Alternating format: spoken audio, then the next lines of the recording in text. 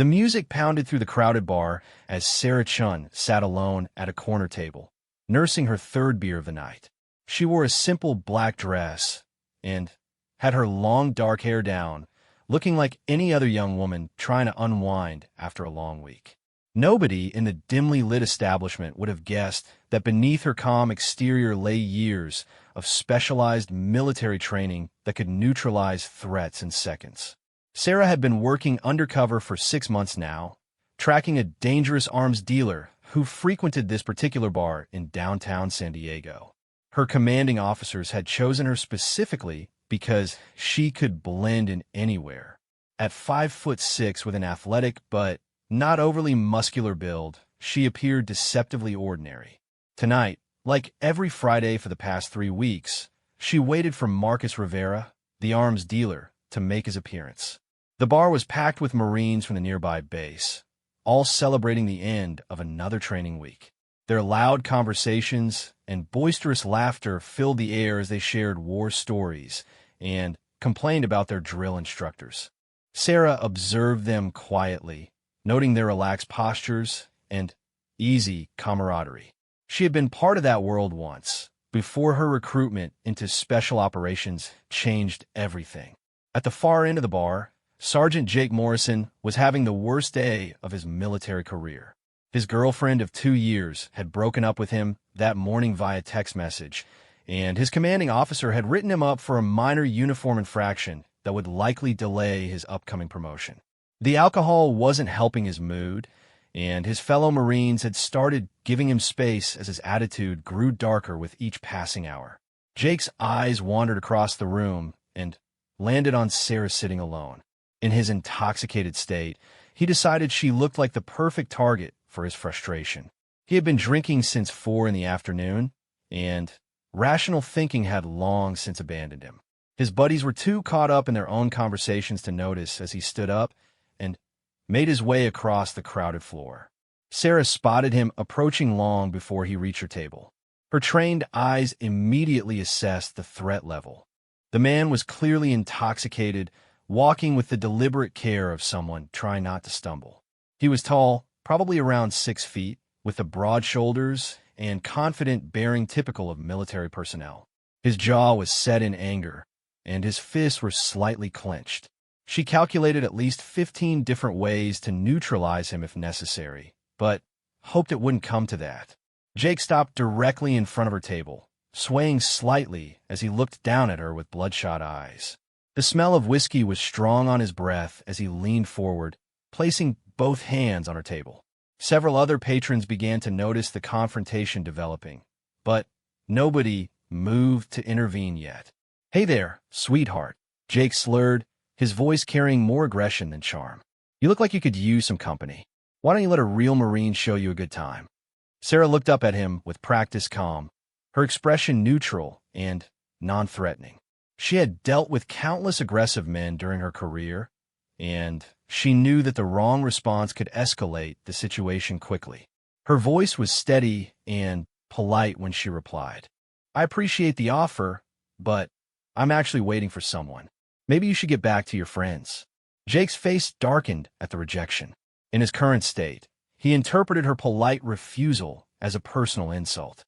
The frustrations of the day, combined with the alcohol, pushed him past the point of rational behavior. He straightened up and took a step closer, his voice rising enough that nearby tables began to take notice. "Oh, you think you're too good for me? Is that it?" His words were becoming more aggressive, and Sarah could see the situation was about to cross a dangerous line. "I've been fighting for this country while you sit here, looking pretty. The least you could do is show some respect." The tension in the immediate area was becoming palpable. Several other Marines had turned to watch, and the bartender was starting to move in their direction. Sarah remained seated, but her body language subtly shifted as she prepared for what seemed inevitable. She had hoped to avoid any confrontation that might blow her cover, but Jake's escalating behavior was leaving her with fewer options by the second. The situation escalated quickly when Jake reached for Sarah's arm, intending to pull her to her feet. His alcohol-impaired judgment convinced him that a show of dominance would change her mind. As his hand closed around her wrist with unnecessary force, Sarah's training kicked in automatically. What happened next occurred so fast that most witnesses would later struggle to describe the sequence of events accurately. Sarah moved with fluid precision, using Jake's own momentum against him as she twisted out his grip. In one smooth motion, she stood up and applied a pressure point technique that sent sharp pain shooting up his arm, causing him to release her immediately. Jake staggered backward, more surprised than hurt, his eyes widening as he realized this wasn't the helpless woman he had expected to intimidate. The alcohol in his system delayed his reaction time, but his Marine training still told him to respond with force. Without thinking clearly, he drew back his right fist and threw a wild punch aimed at Sarah's face. Sarah saw the punch coming from a mile away. Jake's technique was sloppy from drinking, and he telegraphed his intentions clearly. She ducked under his swing with minimal effort, the momentum carrying him forward and off balance. As he stumbled past her, she could have ended the fight immediately with any number of devastating techniques. But she held back, still hoping to de-escalate without revealing her capabilities. "Stop this now," Sarah said firmly, her voice cutting through the noise of the bar with unmistakable authority. "You don't want to continue this fight." But Jake was beyond reasoning. Embarrassed by his miss and enraged by her calm demeanor, he spun around and launched himself at her again. This time he attempted a tackle, thinking his size and weight advantage would overwhelm her. He had no idea he was attacking someone who had been trained by the best special operations instructors in the world. Sarah sidestepped his charge with dancer-like grace, grabbing his extended arm as he passed, and using a simple redirection technique to send him crashing into an empty chair. The wooden seat splintered under his weight, and Jake hit the floor hard, finally beginning to sober up as reality started to penetrate his alcohol-fueled rage.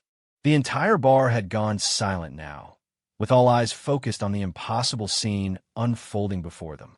Here was a woman in a cocktail dress effortlessly handling a trained Marine who outweighed her by at least 60 pounds. Whispers began to spread through the crowd as people tried to make sense of what they were witnessing. Jake struggled to his feet, pieces of broken chair falling from his uniform. His face was flushed with embarrassment and anger as he faced Sarah again. Several of his fellow Marines had started to move closer, unsure whether they should intervene to help their friend or stop him from making an even bigger fool of himself. "What the hell are you?" Jake demanded, breathing heavily as he sized up his opponent with new respect and growing confusion. The way she moved wasn't natural for a civilian, and her calm confidence in the face of physical confrontation suggested serious training. Sarah maintained her defensive stance, ready for another attack, but hoping Jake had finally learned his lesson. She couldn't afford to blow her cover by demonstrating her full capabilities, but she also couldn't allow herself to be seriously injured or compromised. The delicate balance of maintaining her civilian persona while protecting herself was becoming increasingly difficult.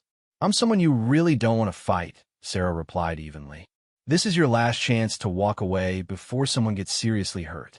The bartender had finally worked his way through the crowd and was approaching with a baseball bat, clearly intending to restore order to his establishment. Several patrons had pulled out their phones to record the confrontation, which added another layer of concern for Sarah's mission security. The last thing she needed was video evidence of her abilities ending up on social media. Jake looked around at the watching crowd, seeing the mixture of shock and anticipation on their faces. His pride warred with his growing realization that he was outclassed, but the alcohol still clouded his judgment enough to make retreat seem impossible.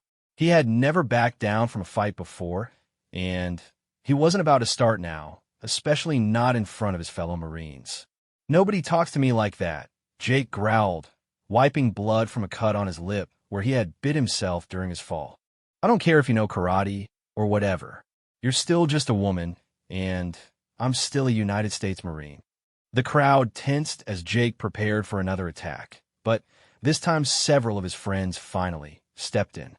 Two Marines grabbed his arms while a third positioned himself between Jake and Sarah, finally, recognizing that their friend was heading towards serious trouble. "That's enough. Morrison," the Marine in front called out. "You're drunk and making a fool of yourself. Time to call a night." Jake struggled against his friend's grip, his pride preventing him from accepting their intervention. "Let me go," he demanded, his words still slurred, but his focus sharpening as the adrenaline began to clear some of the alcohol from his system. "This isn't over. Nobody makes me look like an idiot." The Marine holding him back was Corporal Mike Santos, Jake's roommate and closest friend on the base. Mike had seen Jake's self-destructive spiral throughout the evening and knew this confrontation could end his friend's career if it went any further. Military personnel getting into civilian fights was taken very seriously by their commanding officers. "Jake, listen to me," Mike said urgently, maintaining his grip on his friend's arm. "Look at her. Really look. Does she seem scared? Does she seem like any normal woman you've ever met? Something's not right here, and you need to walk away before you get yourself court-martialed."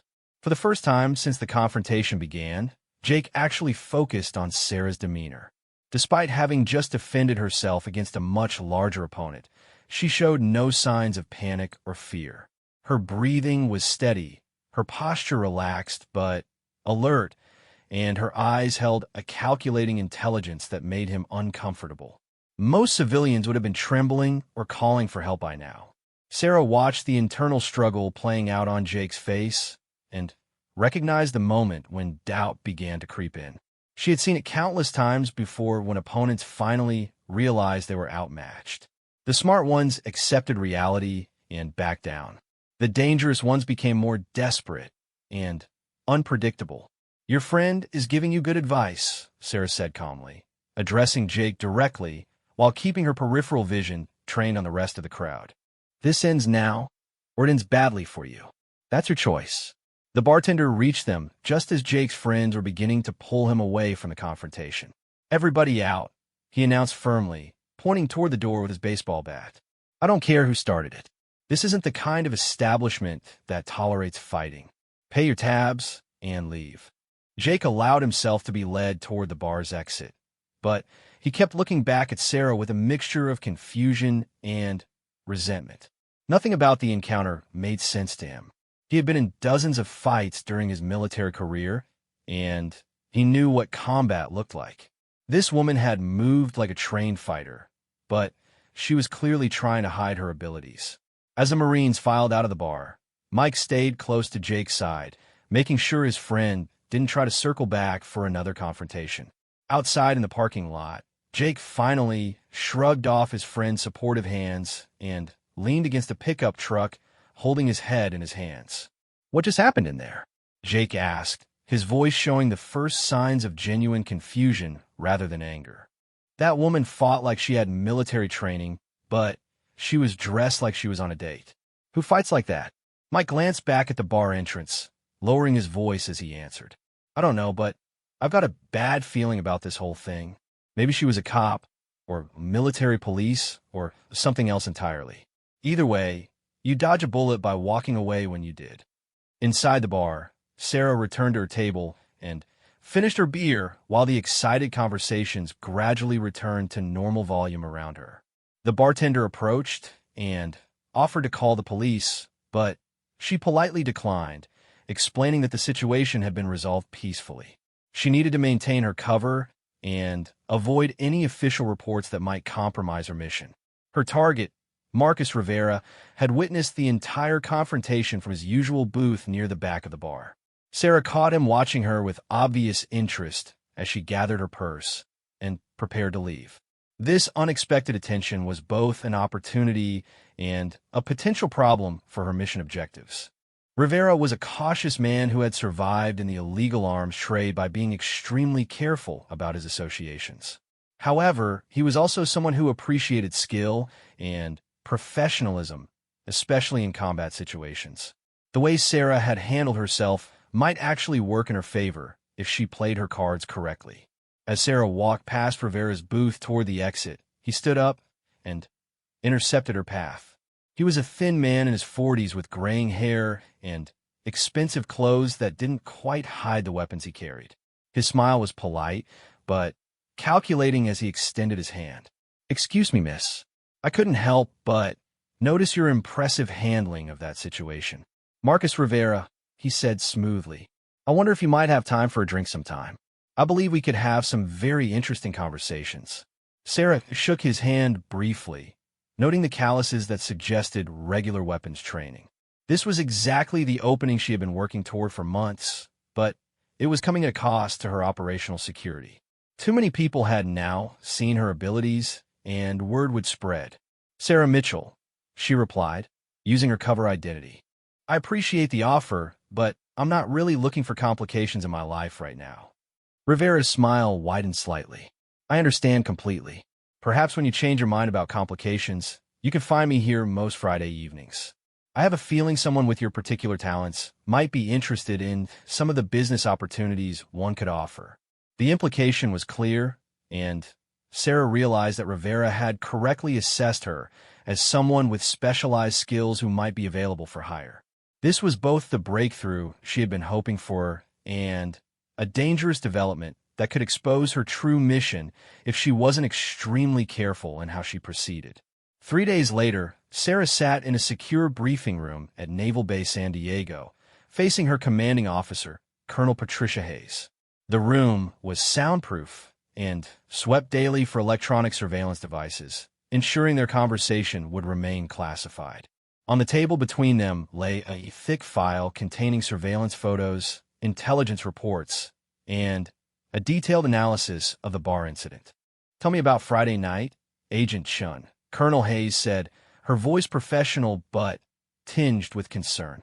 "Multiple witnesses reported seeing you neutralize a Marine with techniques that could only have come from advanced military training. How do you plan to explain that?" Sarah had been dreading this conversation since the moment Jake Morrison threw his first punch. She knew that maintaining her cover while defending herself had been a calculated risk, but she also knew that allowing herself to be seriously injured would have been worse for the mission. "The Marine was intoxicated and aggressive, ma'am. I used minimal force to defend myself and try to keep my responses within the range of what someone with basic self-defense training might know." Unfortunately, Morrison was more persistent than anticipated. Colonel Hayes opened the file and pulled out several cell phone photos that had been posted to social media before military intelligence could have them removed. The images clearly showed Sarah evading Jake's attacks with professional-level technique, and her calm demeanor throughout the confrontation was unmistakably that of someone with extensive combat training. "Minimal force?" the colonel asked, raising an eyebrow as she studied the photos. "You made a 200-pound Marine look like a stumbling amateur. Half the base is talking about the mysterious woman who embarrassed one of their own. The other half is trying to figure out who you really are." The situation was even worse than Sarah had feared. Military communities were tight-knit, and gossip traveled fast. If too many people became curious about her identity, it could compromise not only her current mission, but also her ability to work undercover in the future. However, Colonel Hayes continued, "There is some good news. Marcus Rivera has taken a bait. Our surveillance team reports that he's been asking questions about you through his network of contacts. He seems very interested in recruiting someone with your apparent skills." Sarah leaned forward, focusing on the positive development. "What kind of questions is he asking?" "He wants to know if you're available for freelance work, what your background might be, and whether you have experience with weapons beyond hand-to-hand combat. Our intelligence suggests he's planning to approach you with a job offer that could give us the inside access we've been seeking." This was exactly what Sarah had been working toward for 6 months, but the complications from the bar fight made the next phase extremely dangerous. If Rivera discovered her true identity while she was embedded in his organization, the consequences could be fatal. Colonel Hayes closed the file and leaned back in her chair. "There's another complication we need to discuss. Sergeant Jake Morrison has been asking questions about you as well. His friends managed to talk him out of filing a complaint about the incident, but he's clearly not satisfied with the situation." Sarah felt a chill run down her spine. An angry Marine with a wounded ego could be just as dangerous to her mission as a suspicious arms dealer, especially if he started digging in her background or trying to track her down for a rematch. What kind of questions is Morrison asking? He's been trying to identify you through military databases, assuming you must have some kind of service background. So far, his access level isn't high enough to find anything, but if he keeps pushing or gets help from someone with higher clearance, it could become a problem. The complexity of managing multiple security threats while maintaining her cover was giving Sarah a headache. She had handled dangerous missions before, but this one was becoming more complicated by the day. Colonel Hayes pulled out a new set of documents and placed them on the table. We're accelerating the timeline for Phase 2 of the operation. Intelligence indicates that Rivera is planning a major arms deal within the next 2 weeks, and we need you inside his organization before that happens. Sarah reviewed the documents quickly, noting the increased stakes and shortened timeline. What's my approach strategy? You're going to let Rivera recruit you. Our technical team has created a false background that will stand up to moderate scrutiny. According to your new identity, you're Sarah Mitchell, a former Army specialist with a dishonorable discharge for excessive force during a training incident. You've been doing private security work for the past 3 years, but you're looking for more lucrative opportunities. The cover story was plausible and would explain her combat skills while making her appear available for illegal work. However, it also meant she would be operating deep undercover with minimal backup and communication with her handlers. What about Morrison? How do we handle his continued interest in the situation? Colonel smiled grimly. We're going to use his curiosity to our advantage. Morrison is going to receive orders transferring him to a training exercise in Nevada for the next month. By the time he returns, this operation will be concluded one way or another. Sarah nodded, understanding that the transfer was really a way to remove a potential complication from the operational theater. Military intelligence had resources and influence that could rearrange personnel assignments when necessary for mission security. When do I make contact with Rivera again? This Friday. You're going to return to the same bar and let him approach you. This time, you'll be more receptive to his business proposition. Our goal is to get you invited into his inner circle within a week. The mission was entering its most dangerous phase, where Sarah would be completely on her own among criminals who wouldn't hesitate to kill her if they discovered her true identity. Friday evening arrived with unexpected complications. As Sarah entered the same bar where everything had started, she immediately noticed Jake Morrison sitting at the far end, despite his supposed transfer orders.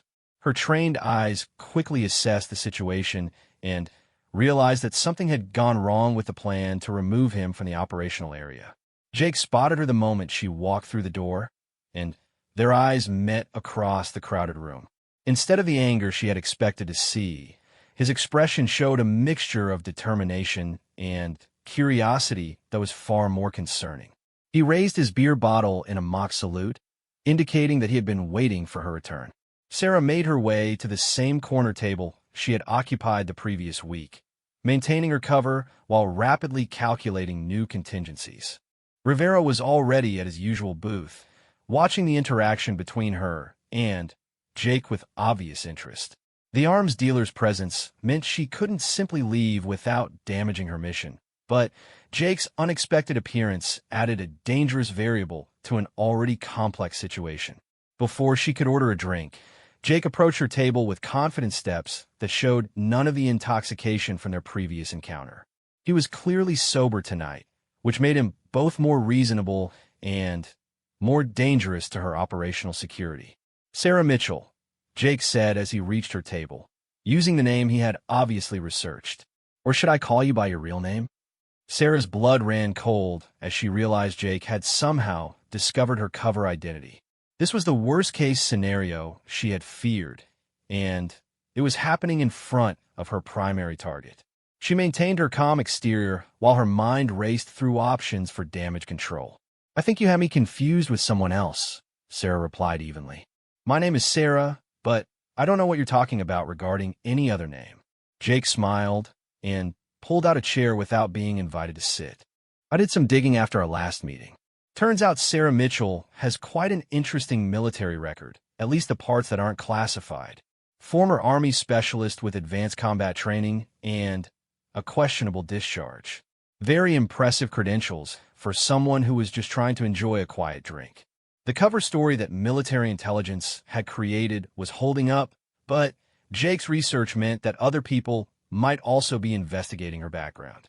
Sarah realized she needed to take control of the conversation before it spiraled completely out of hand. "So I have military experience," Sarah said, leaning forward slightly. "What do you want from me?" An apology for defending myself against a drunk Marine who wouldn't take no for an answer. Jake's expression softened slightly, showing the first sign of genuine remorse for his behavior the previous week. "Actually, I wanted to apologize to you.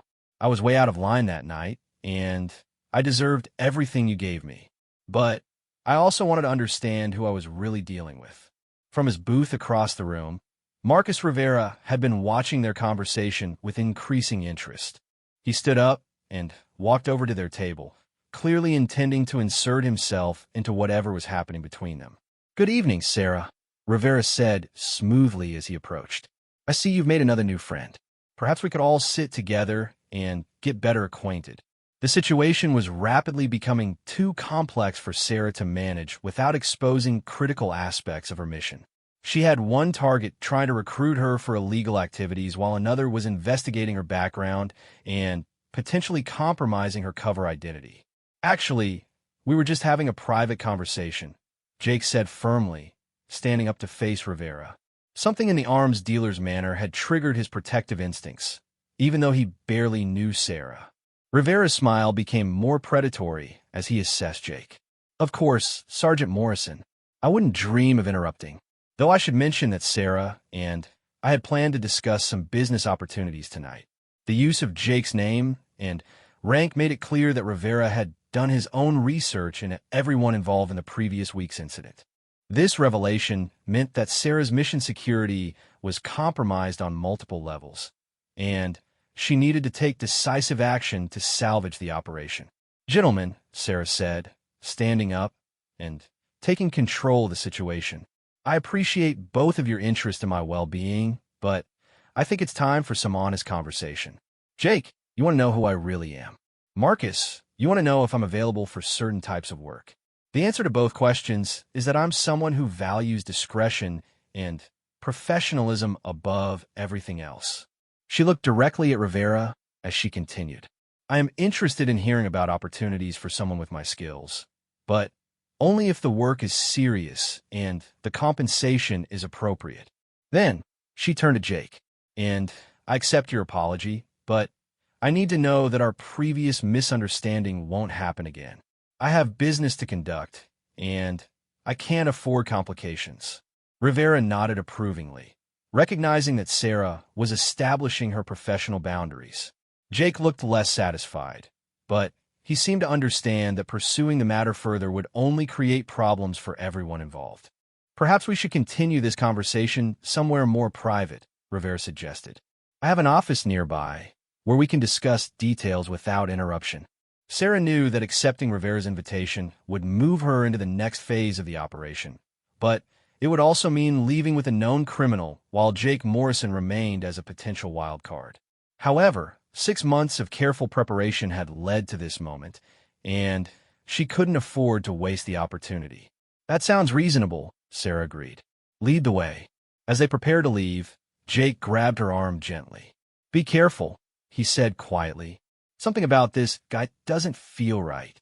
Sarah looked into his eyes and saw genuine concern rather than possessiveness or anger.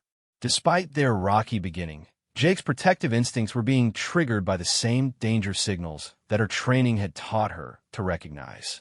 In that moment, she realized that her cover might be blown, but she had gained something unexpected, an ally who might prove valuable in the challenges ahead.